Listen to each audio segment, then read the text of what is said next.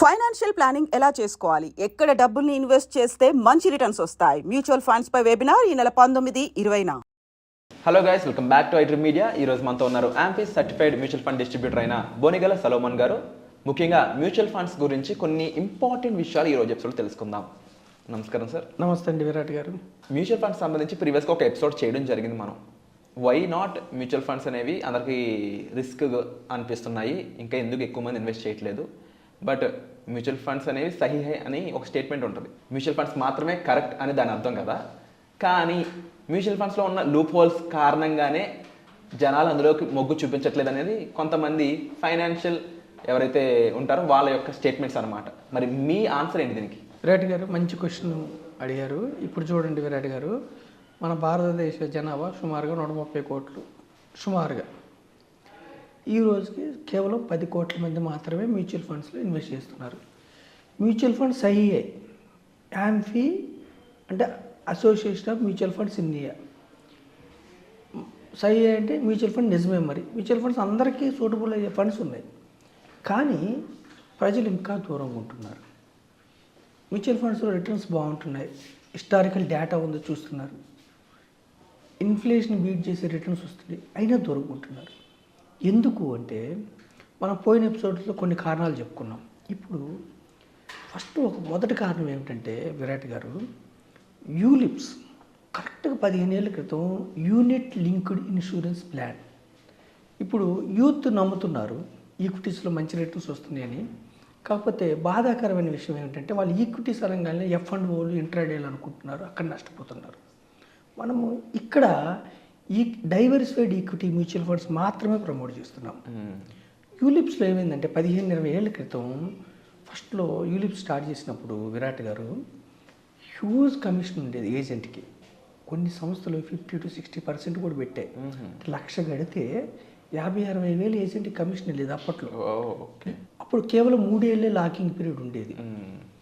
Commission అంత పోతే తర్వాత మోర్టాలిటీ ఛార్జెస్ అంటే ఇన్సూరెన్స్ ఇస్తారు ప్రతి యూనిట్లో కూడా, దానికి కొంత ఛార్జెస్, ఏజెంట్ కమిషన్ ఛార్జెస్ తీసుకుంటుంది. ఇన్వెస్ట్ చేయడానికి కొద్ది మొత్తమే మిగిలేదు.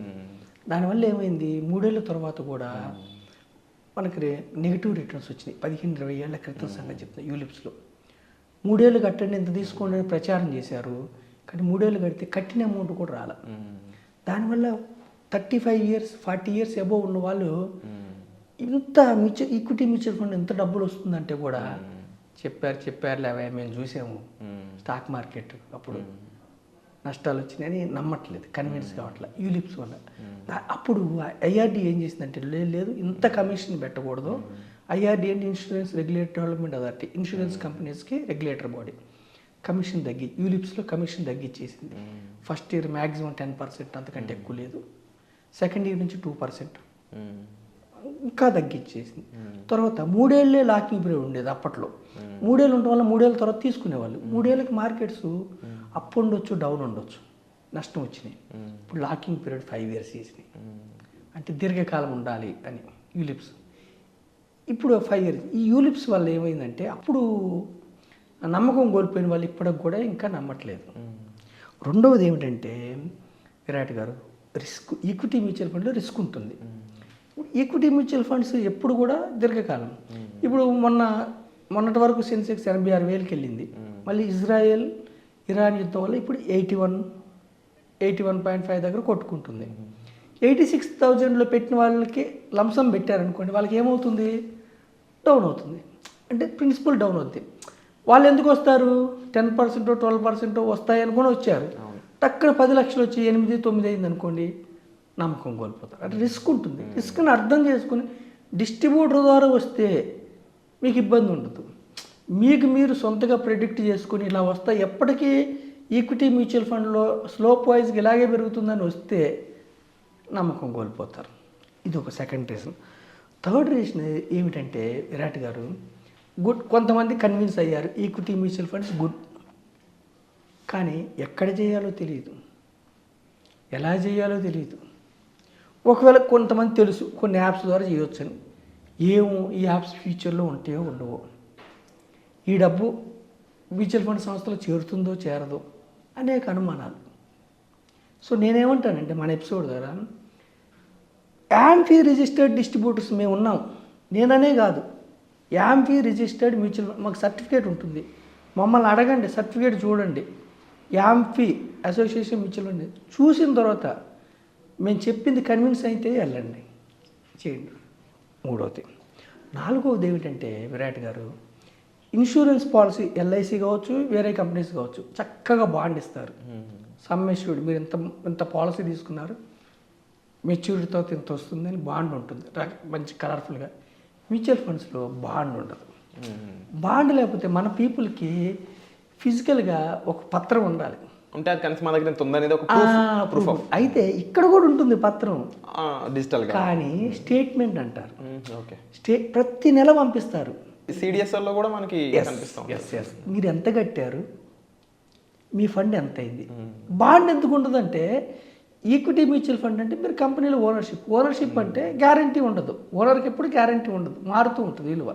కాబట్టి స్టేట్మెంట్ అంటే ప్రతి నెల మీరు ఎంత కట్టారు, కట్టిన అమౌంట్ ఫిక్స్డ్గా ఉంటుంది, ఇన్వెస్ట్మెంట్ అమౌంట్ మీరు ఎంత అయింది, అది ప్రతి నెల పంపిస్తారు. మీకు ఎప్పుడు కావాలంటే అప్పుడు తీసుకోవచ్చు, ఇది మన మొబైల్ నుంచి కానీ మెయిల్ పెడితే కానీ వస్తుంది. కానీ బాండ్ అనే మాట ఉండదు. బాండ్ లేకపోతే మన ప్రజలు, మన మైండ్ అలా సెట్ అయింది. ఇది ఒక రీజన్. ఇంకొకటి ఏమిటంటే విరాట్ గారు, స్టాక్ మార్కెట్ మోసాలు. స్టాక్ మార్కెట్ మోసం చేస్తుందా? చేయదు. ఈక్విటీ మ్యూచువల్ ఫండ్ మోసం చేస్తుందా? చేయదు. కానీ ఎక్కడ మోసాలు ఉన్నాయంటే, టెలిగ్రామ్ యాప్స్లో మనం ఎప్పుడైతే మ్యూచువల్ ఫండ్లో, ఈక్విటీ మ్యూచువల్ ఫండ్లో కానీ డీమ్యాట్ అకౌంట్ కానీ మామూలుగా తీసుకున్నప్పుడు మన డేటా లీక్ అవుతుంది.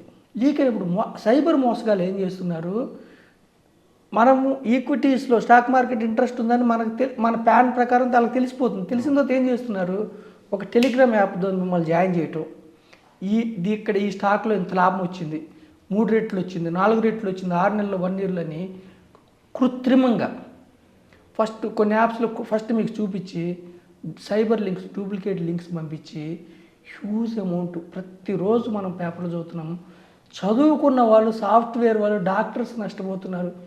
గ్రీడ్, తొందరగా ధనవంతుల వాళ్ళని గ్రీడ్ వల్ల. ఈ స్టాక్ మార్కెట్ మోసాల వల్ల కూడా ఈక్విటీ మ్యూచువల్ ఫండ్స్ కూడా అంతేనేమో మోసాలు ఉంటాయోనని రావట్లేదు. ఇంకొకటి ఏమిటంటే విరాట్ గారు, మ్యూచువల్ ఫండ్స్లో ఒకటే ఒక డిసడ్వాంటేజ్ నేను చెప్పేది ఏంటంటే స్కీమ్స్. ఓకే, ఒక ఫండ్ హౌస్లో 100, 500, 1000 స్కీమ్స్ కూడా ఉంటాయి. నంబర్ ఆఫ్ స్కీమ్స్ ఎక్కువ ఉంటాయి. ఏ స్కీమ్ తీసుకోవాలో ఈక్విటీ మ్యూచువల్ ఫండ్స్ గుడ్, ఏ స్కీమ్స్ తీసుకోవాలి.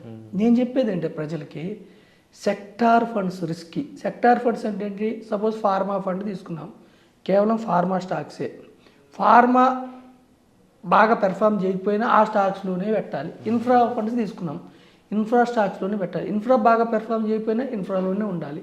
సెక్టార్ ఫండ్స్లో రిస్క్. ఇన్ఫ్రా ఫండ్ 3-4 ఏళ్ల క్రితం వరకు కూడా ఒక 10 ఏళ్ళు కూడా రిటర్న్స్ ఏమి ఇవ్వలేదు. సో ప్రజలకు నేను చెప్పేది డైవర్సిఫైడ్ ఈక్విటీ మ్యూచువల్ ఫండ్ తీసుకోవాలి. డైవర్సిఫైడ్ అంటే మన యొక్క డబ్బుని 100 రూపాయలని 10 నుంచి 15 రంగాలు, ఏ రంగం పెర్ఫామ్ చేస్తో ఆ రంగంకి ఫండ్ మేనేజర్ ఫ్లెక్సిబిలిటీ ఉంటుంది. అదే మీరు సెక్టార్ ఫండ్ తీసుకున్నారనుకోండి, ఆ సెక్టార్లో మాత్రమే పెట్టాలి, కుదించుకుపోతుంది. కానీ రిస్క్ ఉంటుంది, బాగా హై రిస్క్ ఉంటుంది, హై రిటర్న్స్ వచ్చే అవకాశం ఉంది, కానీ గ్యారంటీ కాదు. అదే డైవర్సిఫైడ్ తీసుకుంటే సేఫ్. సో మ్యూచువల్ ఫండ్స్లో ఉన్న డిసడ్వాంటేజ్ ఏమిటంటే, వేలు స్కీమ్స్. ఏ ఫండ్ తీసుకోవాలి, సెక్టార్ ఫండ్ తీసుకోవాలా, థిమాటిక్ ఫండ్ తీసుకోవాలా, డైవర్సిఫైడ్ తీసుకోవాలా, స్మాల్ క్యాపా, మిడ్ క్యాపా, వేలు. లాస్ట్ అండ్ ఫైనల్ రీజన్ ఏమిటంటే విరాట్ గారు, మ్యూచువల్ ఫండ్స్లో ఇట్లా పెట్టంగానే అట్లా డబ్బు రాదు. ఏది రిడెంప్షన్ చేస్తే వస్తుంది, అది కాదు మనం చెప్పేది. లాభాలు, మ్యూచువల్ ఫండ్లో లాభాలు రావాలంటే దీర్ఘకాలం ఉండాలి.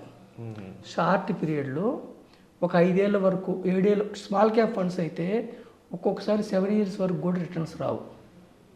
కానీ 8th ఇయర్లో ఈ 7 ఇయర్స్ రిటర్న్స్ కూడా కవర్ అయిపోతాయి. మిడ్ క్యాప్ ఫండ్స్ 4-5 ఏళ్ళు కూడా రిటర్న్స్ రావు ఒక్కొక్కసారి. లార్జ్ క్యాప్ ఫండ్స్ 3-4 ఏళ్ళు కూడా రావు. అంటే దీర్ఘకాలం ఉన్న వాళ్ళకి పేషెన్స్ పేస్. దీర్ఘకాలం ఉంటేనే ఈక్విటీ మ్యూచువల్ ఫండ్లో ధనవంతులు అవుతారు. ఎమోషన్స్ కంట్రోల్ చేసుకోవాలి.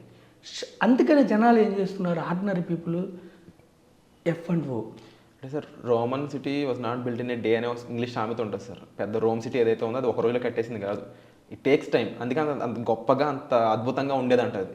ఇక్కడ నాకు తెలిసి మ్యూచువల్ ఫండ్స్ కూడా అదే అర్థం ఏం బహుశా.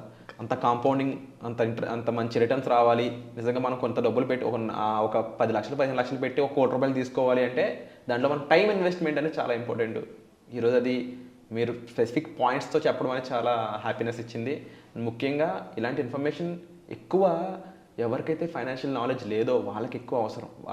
వాళ్ళకి చెప్పడం కోసం బహుశా మీరు ఈరోజు ఈ ప్లాట్ఫామ్ మీదకి రావడం జరిగింది అనిపించింది నాకు.